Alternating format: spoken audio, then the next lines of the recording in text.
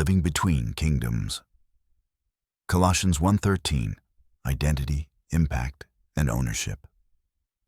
There's a moment in every great story where the hero is yanked out of one world and thrown into another. Neo wakes up in the Matrix. Frodo leaves the Shire.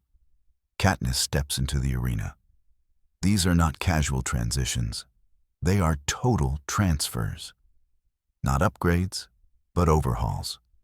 And that's exactly what Colossians 1:13 is all about. For he has rescued us from the dominion of darkness and brought us into the kingdom of the Son he loves. You might read that and think, that's a spiritual verse. Yes, it is. But it's also a blueprint for how we live, lead, and show up in the world, especially in the boardroom, the home, and the quiet wrestlings of our hearts. Let's unpack it as if your purpose depends on it. You weren't just improved, you were relocated. Most of us spend our lives trying to become better leaders, better spouses, better versions of ourselves. And there's nothing wrong with that.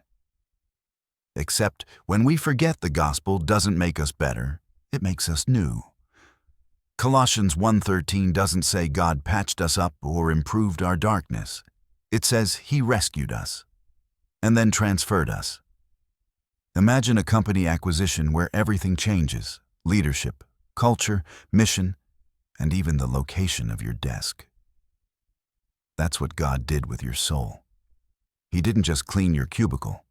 He moved your entire existence into a new operating system, one ruled not by fear or performance, but by love and freedom. This truth cuts through the noise of hustle culture.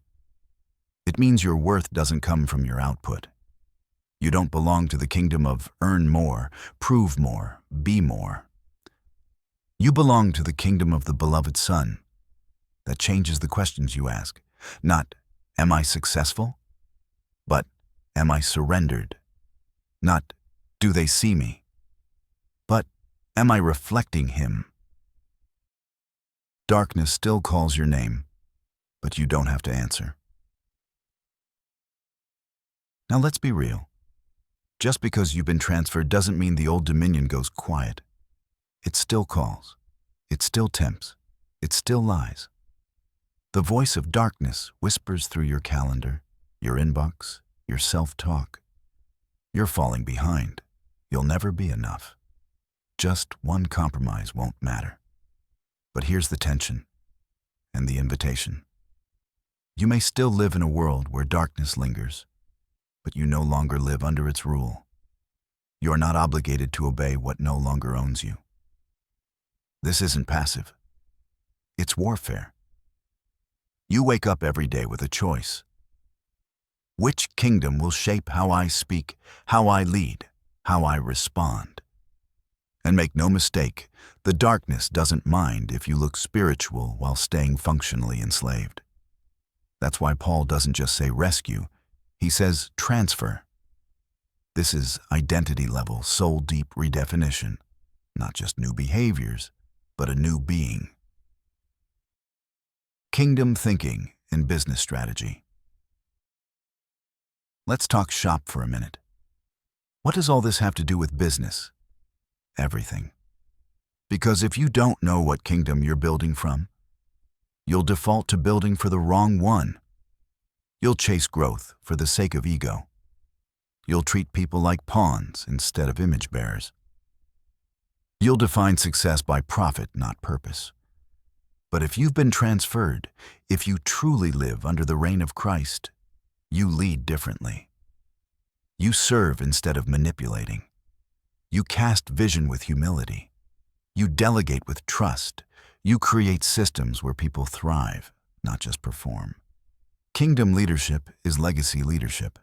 It asks, are we creating impact that echoes into eternity? Are we building cultures of light where truth, grace, and excellence coexist? Are we more interested in God's glory than our LinkedIn accolades? If not, we may be climbing ladders that lean against the wrong walls. Your role in the rescue mission. Paul wasn't just dropping theology in Colossians 1:13. He was equipping the church to live out their identity in a hostile world. He knew that being transferred meant you don't just exist in the new kingdom, you expand it. And this is where things get uncomfortable, because we want the comfort of salvation without the cost of representation. But you are now an ambassador, a kingdom carrier, a light bearer in every room you walk into. You're not just working in marketing or raising a family or building a brand. You are a strategic deployment of heaven into your sphere of influence. You're not in transition. You're already transferred. Now act like it.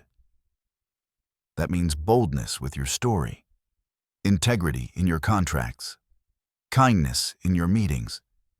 It means being unshakably grounded in who you are so you don't sell your soul for applause, promotions, or temporary wins. One kingdom, one king, one calling. Colossians 1:13 confronts us with a kingdom reality.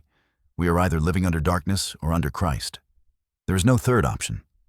The middle ground, where we nod at Jesus but live like orphans, is a lie. So ask yourself, where am I still letting darkness speak louder than the truth? What areas of my life or leadership need to come under new management?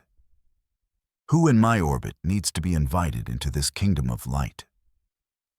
Because here's the wild truth.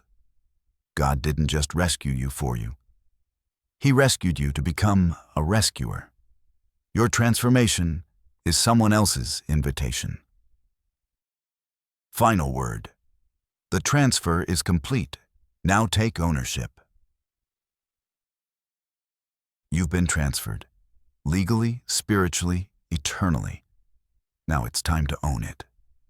Own your role in your business. Not with pride, but with purpose. Own your identity in Christ. Not just in private devotionals, but in public decisions. Own your mission. To bring more people out of the dominion of darkness and into the kingdom of the Son He loves. Every Zoom call, every Slack message, and every strategic plan is an opportunity to live like someone who's already been rescued. So take the transfer seriously and lead like someone who knows exactly which kingdom they belong to. That's where your real influence begins.